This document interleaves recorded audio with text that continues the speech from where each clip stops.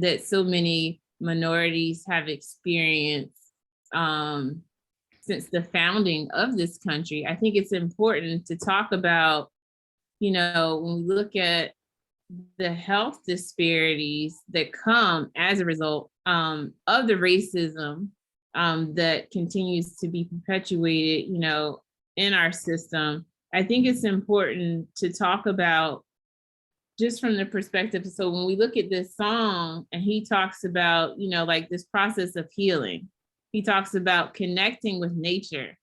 He talked about, you know, addressing the trauma, but looking at it from the perspective of understanding how he was coping with some of the issues that he was dealing with. And I think one of the verses that he said, so listen close before you start to pass judgment on how we move, learn how we cope. And so when I think about like racism and, you know, just from the plight of African Americans in this country, there's so much judgment, but a lot of times people don't even understand the plight of the experience. And I think, and what he highlights in terms of learning how we cope, you know, he talks about the alcoholism, he talks about the misogyny, he talks about, you know, just pain and really trying to anesthetize the pain that he's experienced as a result of the trauma, as a result of the systems, policies, the procedures that are in place that systematically, you know, keep us under a system of oppression and depression. And it's like, you know, when you think about those realities of being what it means to be Black and experience those things are not from a place of empowerment. It's meant to keep us, you know, under a system. It's meant to keep us under barriers. But I think as a culture, one of the things that, you know, gives us hope is just our ability to be resilient, our ability to rise. And so when you talk about HBCUs providing that safe space, providing a place of social empowerment, providing a space for people to find out who they are and what they've been called to do, what their purpose is in this life. I think it's important for us that as we have these conversations, we understand the dynamics and the implications of racism, but also seize the opportunities to move forward and thinking about, well, how do we get to a place of healing? How do we get to a place of not just healing and surviving, but also thriving? And again, it's through this process of transformation. And I think it's just, you know, as we move forward, I'd like to hear, you know, from Professor Miles, just in terms of what are your thoughts in being in the classroom and being with the students? What are you seeing based on, you know, what Kendrick is talking about in terms of how what his coping mechanisms were in addressing some of the experiences that he has, but as a faculty person and working with the students, but also having a pulse on where the students are, how do you see HBCUs and helping students to gain that sense of identity and moving forward and addressing some of the ills that they're sorry, I didn't know. And moving forward and addressing some of the ills that they're sorry, I didn't know. And moving forward and addressing some of the Dr. Hall, you are echoing. The ills that they're sorry, I didn't know. And moving forward and addressing some of the Oh, that's me. Dr. Hall, you are echoing. Okay, hold on one second. Sorry, I didn't know. Okay, what about now? Replaying something. Okay. Back. My apologies. No problem. So to address Ms. Cobb's question, you had a couple questions within the one, just from the perspective of, and I may need you to repeat part of it as well, but based off of what I grasped from your question, it was on the basis of my perspective as a faculty member, having one-on-one experiences or just with the students and how they cope, or some of the traumas that I may see present within the students. Our students go through a lot. I will say that. Oftentimes, and as a professor in the classroom, and just some things that you hear just growing or just matriculating through school yourself, you see, okay, well, the excuses part are things that may come along with excuses as far as what they were able to do or what they were unable to do because of X, Y, and Z. However, it's about having a level of empathy, because some of the things that they may go through may not be like the average person. And that's something that I've had to wrap myself around, and also to be very discerning and graceful in that aspect with the students, because relative to the lyrics, some of these students are going through some of the same things, if not worse. And one of the things that I try my best to do is to empathize with that, and just to listen, to see the perspectives in which and what they're dealing with, and having and just making sure that they feel comfortable enough to come and speak with me about that, and being open and transparent in that space. And that's what I appreciate, because the students do feel comfortable to come to me to share those things that they may be experiencing outside of the classroom. So I do see that some of their coping mechanisms can be very similar, or they just may not know how to properly cope and deal with some of the traumas that they have experienced, and how they have also, creeped back in. So some of their past traumas that they may have thought was closed, and now they're back into the classroom, and now the door has been cracked open, and now they're just seeing other outlets of how those things can pop up. And then now they're just learning, okay, well, how can I deal with this? Or they didn't know how to deal with that, so now they're behind on work, and instead of just communicating those things so that they can work through them. So yes, it is a process. It's thoroughly a process at which we all know, as far as experiencing traumas, and past and present, and learning how to cope with them, but also having a level of empathy to have an understanding for others, even those that are students. Because I think within the academic realm, sometimes it gets, make sure I say this right, sometimes it gets placed on a tier level of how to deal with people, rather than just looking at them as humans as well. And it's more of an age thing. Okay, well, we're your superiors in that way. And just to openly accept them as individuals, to say, okay, this is, we experience some of the same things, not just because you're younger and we expect or have the thought that they may not experience some of the things that we do as well as adults, and they are also growing adults. So we have to be open to that. Hopefully I answered your question, and if I didn't, please repeat the second half.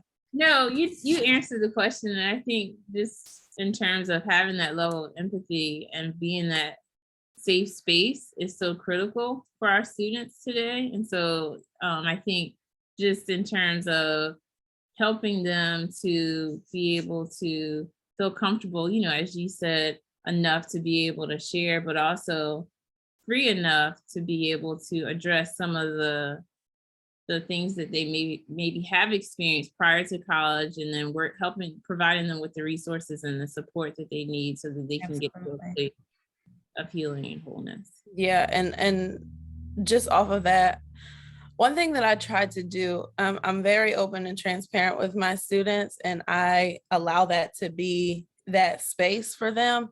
And I start off with saying, look, I don't just care about you as a student, I care about you as a whole, about your livelihood and how you move forward, whether you are here or whether you are not, just to help you to succeed, just providing you with certain resources and opportunities, but also making sure that you're mentally in a space in order to actually push forward and push through that process. So I think that's a part of the reason why some students, most students, they feel comfortable coming and speaking with me in that way, because I try to meet them where they are. And I talk with them, I don't talk at them. I try to get a sense of that. And I think that there are different parts of this where we spoke about the identity, we spoke about the coping mechanisms. And I think within that identity search, a lot of the students are really just trying to find themselves, and they need that grace to be extended in order for them to actually be able to have some cushion to land on as they are going throughout that process. I think also that you all bring up something that's really, really important, because one of the things that we have to understand, especially on the campuses of historically Black colleges and universities, but on campuses that deal with any people of color or minority, is that we have to be able to have a wholeness component or wellness component, right? Because there are a number of things that our students face that are very much unlike pressures that maybe their white peers face. For example, the great majority of the students that we receive are usually first generation college students, and most of those students come from lower socioeconomic backgrounds many times. And so here they are in college for the first time, and while their parents and their family may be very, very excited about them coming to school, the supports of the financial supports are not necessarily there. Many times the psychological supports are not necessarily there, because the parents don't know necessarily what to tell them to be successful for college. And so this is something that they're navigating on their own for the first time. And so we've got to be aware of those things, because those are additional stresses that our students face.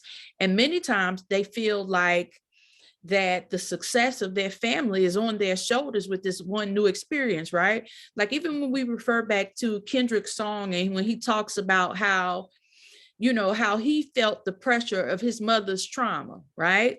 He felt the pressure of what happened to his family. Many of our students, in a very like manner, feel the pressure of what didn't happen for their families. They've got to make it happen, that they've got to be the one to break through, that they've got to be the one to bring success or bring the bag home so that everybody can get out the hood.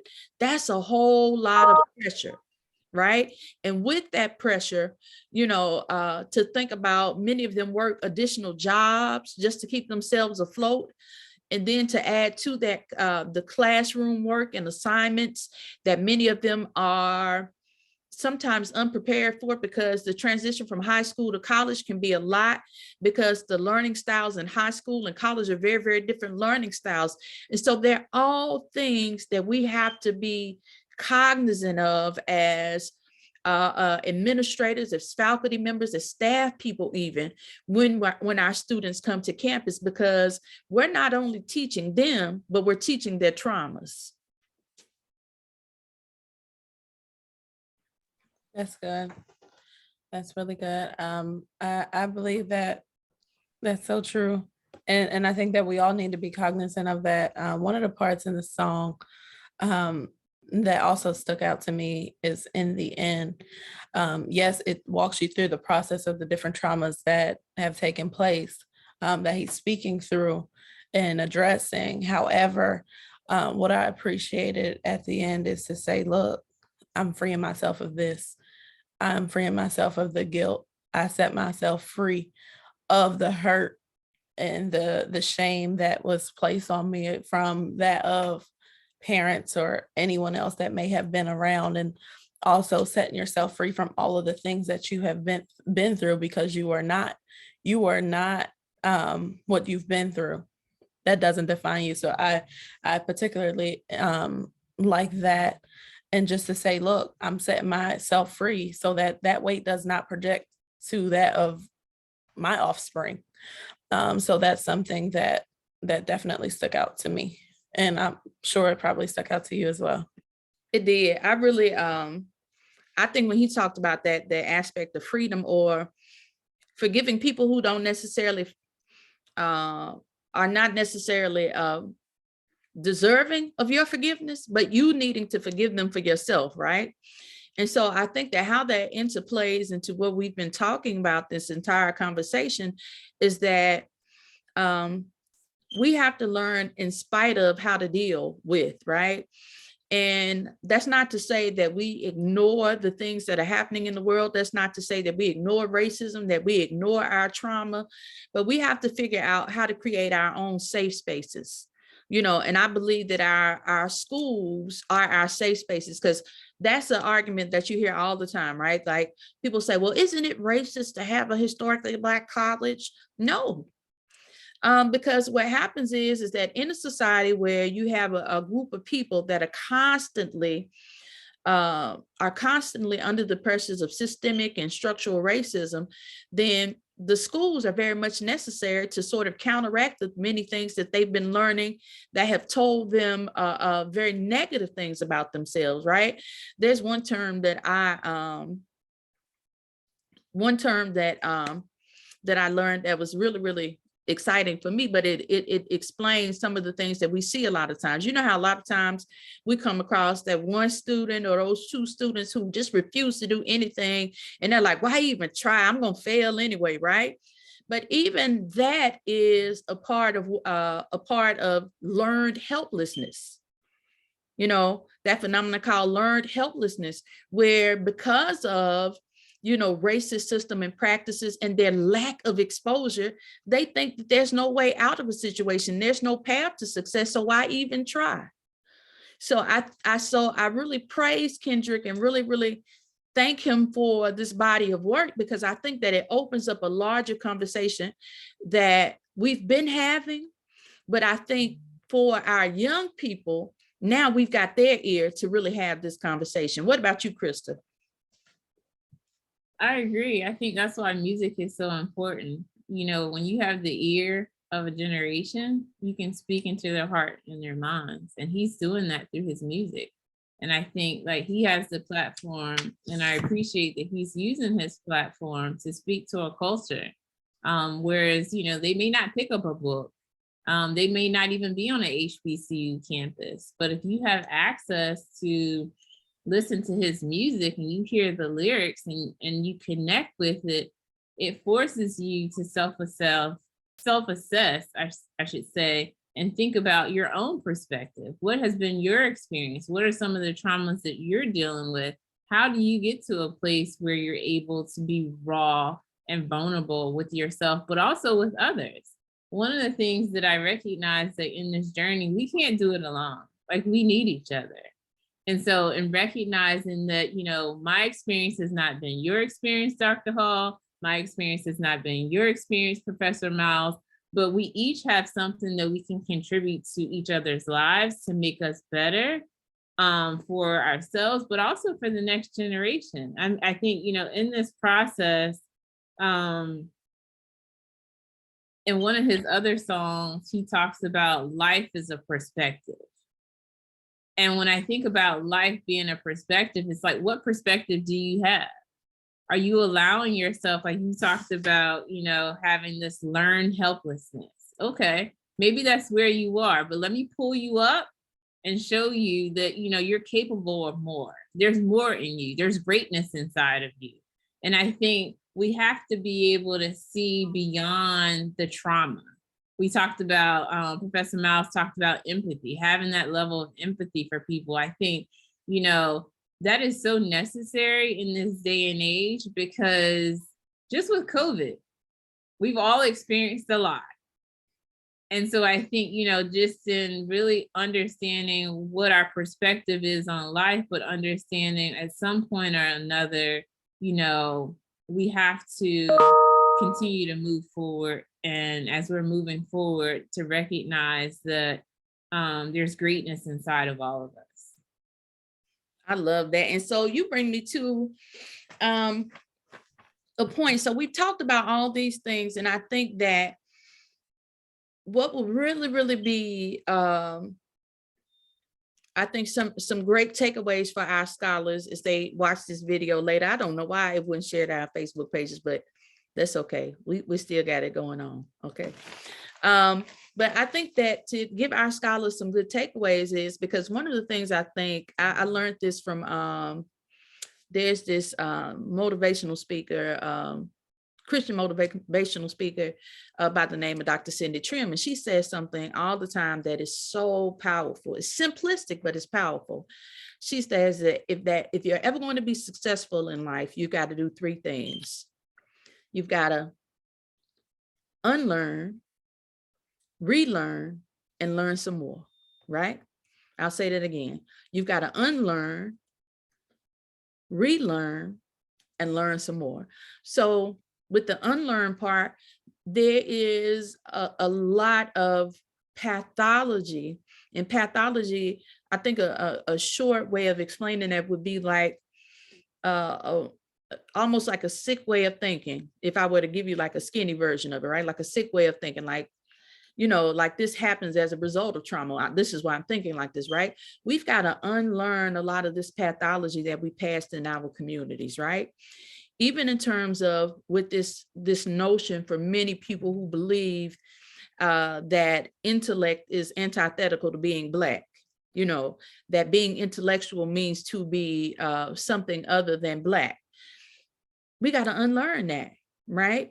Because that sort of, especially our students who come from lower socioeconomic backgrounds, a lot of kids even get harassed and teased for liking school or loving school. And so we've got to unlearn some of these stereotypes that have been accepted as truth about our people. We've got to unlearn some behaviors that we've considered to be, well, that's just the way it is. That's just the way things are. Because what we've got to understand is that many of those behaviors that we have accepted are very, very destructive.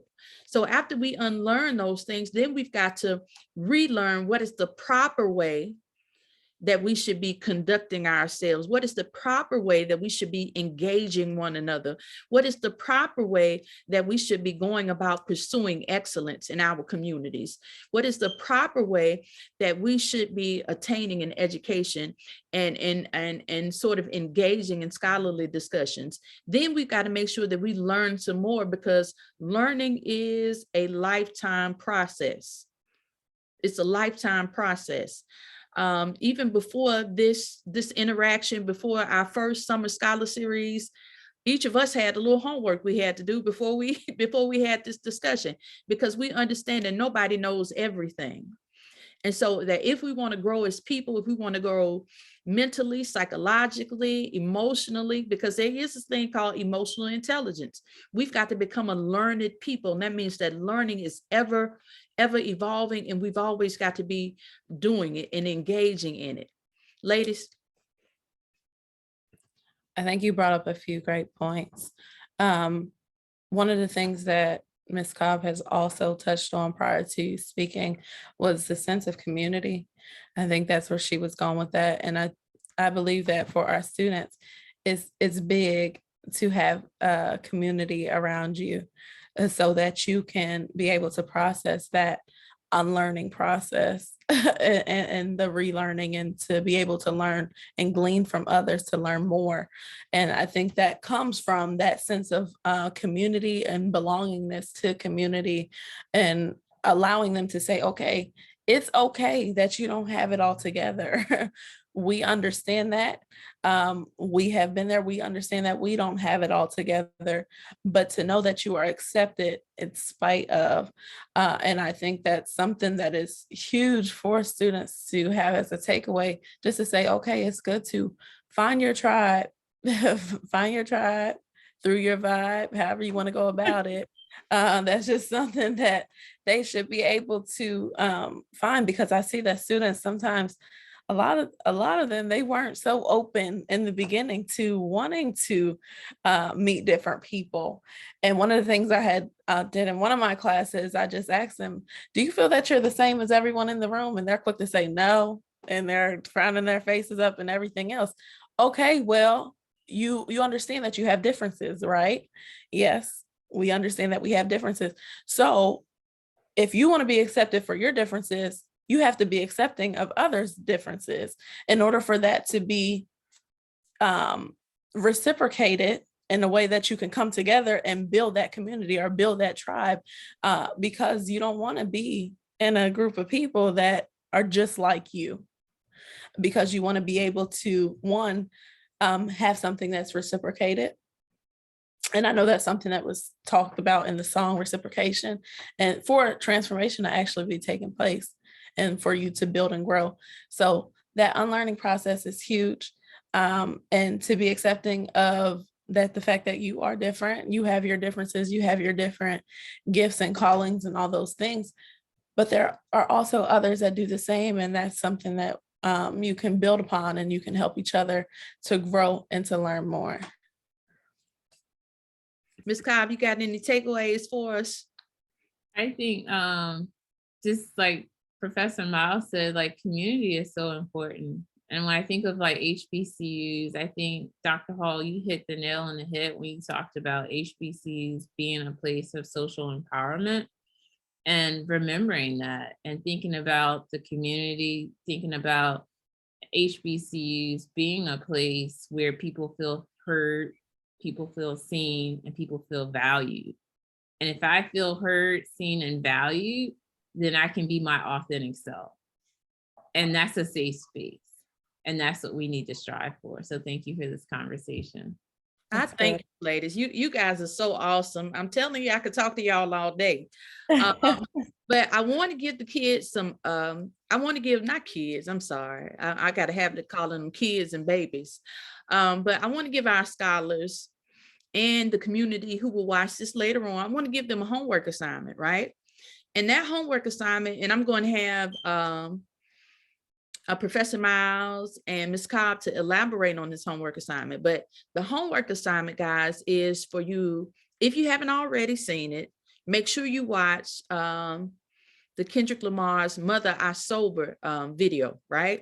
Because I think that even the cover art for the video are extremely important. A lot of people thought that it was blasphemous because he had this, crown of thorns on his head. But I believe that what he was trying, I think that was symbolic of, just in a way that, for those who are Christian, of Christian faith, in the very same way that they believe that Jesus was crucified in that crown and they put the crown of thorns on his head. What he was saying is that there has to be a crucifixion or a death of the way that many within our community have been thinking and living. That's what I think. I don't think it was a mockery of the crucifixion, but I think he was trying to say that there has to be a crucifixion of the way that we've been thinking and living, right? Some things have got to die. And so I would say to you, make sure that you watch the video and make sure that you continue this conversation. Have this conversation with your homeboys and your homegirls and the people in your community, because I think that, I think it was J. Cole that says conversation rules the nation, or maybe it was Kendrick. I can't remember which one, but conversation does rule the nation, because a lot of things, a lot of progress and change takes place first through conversation. We can change a lot of mindsets. You might meet somebody that has very, very different viewpoints than you, but by virtue of conversation, you all can come to some level of understanding. Because what we have to understand, and this is a big one for me, and I say this to people all the time, Black people are not a monolith. We are not all the same. So that means that we've got to really, really begin to have some discussions to empower our communities. Something else that I love to quote, and I heard Cornel West say this, and it was simplistic, but it was, oh my God, it was so poignant, right? So somebody was asking him, why is it that Black people are like crabs in a barrel? And Dr. West said that Black folks can tend to be like crabs in a barrel because just like those crabs, the barrel was never our natural habitat.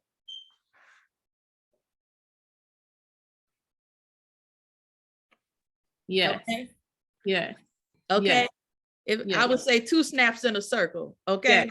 Yes. So what happens is that, so just like those crabs, the very, very repressed, oppressed, suppressed ways that many of us have been forced to live in this country, and many times in this world, because there seems to be a very general dislike of Black folks throughout the diaspora. So what happens is that those very, sort of dehumanizing ways in which many of us have been forced to live have created the crab in the barrel effect. And so I would say to you, do your homework. Don't accept these idiomatic beliefs and these stereotypes that other people have to say about our people. Learn about us for yourselves and begin to have this conversation that heals us of this grief and this trauma. And that's your homework.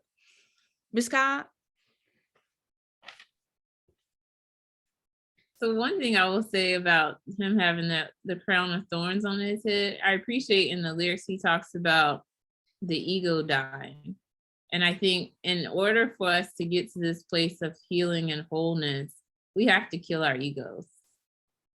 And I think understanding that we each have an ego that must die in order for transformation to take place and for us to really birth who we've been created to be and get back to our natural state. You talked about, we were never created to be in the barrel. Okay. So recognizing that and recognizing that there are some mentalities that I have and even some norms, that I've accepted that have created this person that I am, but yet to get to this place of transformation, of healing and of growth, and of stability, there has to be death to the ego, but there also has to be forgiveness. I think forgiveness is powerful because if we don't forgive, it creates so many barriers to be able to get to a place in life where we could be, where we should be. But if we're holding on to our past, how can we move forward? That's good. That's good. I will agree with that because forgiveness is big for me. I'm a huge advocate for that because it's not for your sake. It's not for their sake. It's for your sake. And one of the things that I had taken away from the crown, I also thought about just from the Christian perspective, not only what Dr. Hall mentioned from it being representation of the crucifixion, but also of the weight.